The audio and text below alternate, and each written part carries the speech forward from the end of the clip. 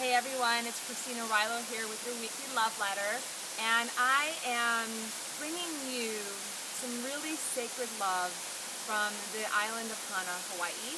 I'm sitting at the 7 sacred pools with this beautiful waterfall behind me because I know that when I'm here at a place like this, it's really easy for me to feel taken care of. It's really easy for me to feel replenished. It's really easy for me to feel like I'm getting what I need. So I know that when I'm out there and off this island, off of this beautiful place, the vibration that's out there is not, just full of love. It can be really, really hard to actually ask for what we need. And so today I wanted to share with you, I've been deepening with, why is it so hard for us to ask for what we need? I'm thinking a lot about self-care this month because we're deepening self-care and growing our branch in the Love Club. And as I was thinking about, why do we all know that we, should drink green drinks, and we all know that we should do all these things to raise our vibration and keep our vibration high.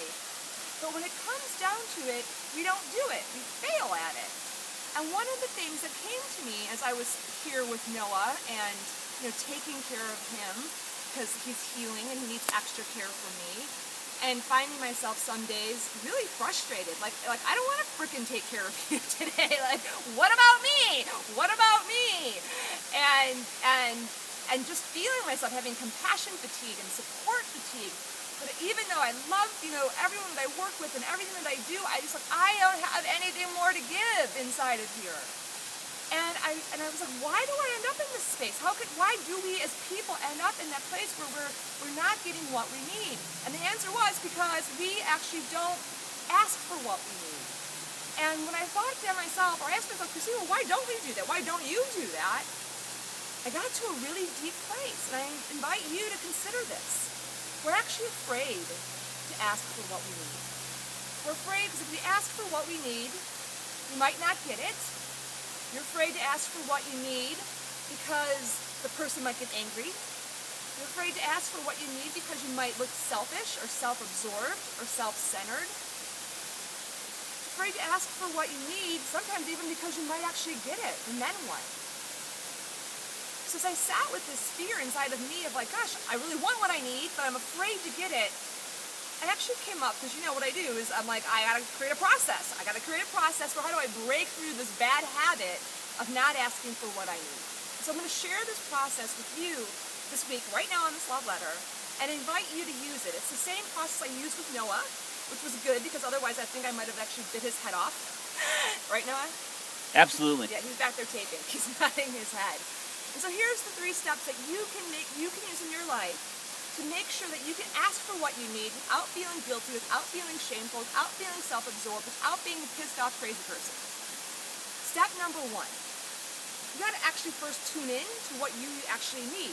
So in those moments when you're feeling compassion fatigue, support fatigue, angry, frustrated, resentful, instead of that energy all over the place or becoming a silent martyr, actually stop, and this is what I did, just get really quiet, put your hand on your heart, your hand on your belly.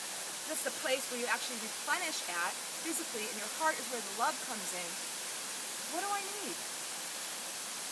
Maybe just even ask yourself that right now. What do you need? Think about a relationship that you're not getting what you need. And what is that you actually need? And once you know that and you feel it and you can articulate it, then you can go to step 2, which is actually leaning in and asking for what you need. Not from a passive-aggressive place, not from a pissed-off place, but from an open place that is knowing that even if that person can't give it to you, that just like this beautiful waterfall behind me, which is the divine flow of energy that's always there, that flow is going to come for you. But when you choose anger and frustration and resentment, you squeeze it all away instead of opening up to the flow. So when you're asking and leaning in to a person, like I leaned into Noah last week, it wasn't, if Noah didn't give it to me, I was going to be mad. I believe that if it wasn't just him, flow was going to open, I was no longer stopping it up. So I leaned into Noah and I said, look, Noah, I love you and I know that you need a lot of support and I'm having support fatigue. I need to be supported today. He said, okay, well, what do you need? And he met me, and he wasn't the only source of support, but he definitely showed up and was able to support me. I did that with a good friend of mine who unknowingly actually did something that was kind of self-absorbed. If I had made up the story that it was self-absorbed and not leaned in to ask her for what I need, we would have been disconnected. I wouldn't have gotten what I needed, and I would have been pissed off. So Noah always says, what do you say, Noah? Mind-reading, dangerous sport. Mind-reading, dangerous sport. Do not do it in your relationships. Lean in and ask for what you need and allow the other person to respond. And then go to the third step, which is actually opening up to multiple sources of support. One of the ways we get ourselves in trouble is we look for that one person to be the all. But truthfully, just like this waterfall, it's divine love that is the all that flows through them, right? So, for example, for me, yeah, Noah supported me last week, but I also spent 20 minutes with the dog, got a hug from my good friend Petra, had a great conversation with my friend Shannon. All of these places came in to support me because I said I need support, and the universe came in.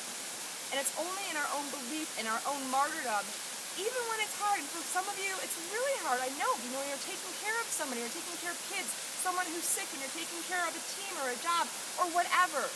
And what I know to be true is if we don't actually stop and replenish and nurture and get what we need, we cannot actually give the full amount of love that we had to give to everyone else. So try the 3-step process. Know what you need, ask for what you need, and then open up to multiple support systems. I gotta get into this pool. It's getting a little hot here. So I will see you soon. Much love, everyone, from Hannah.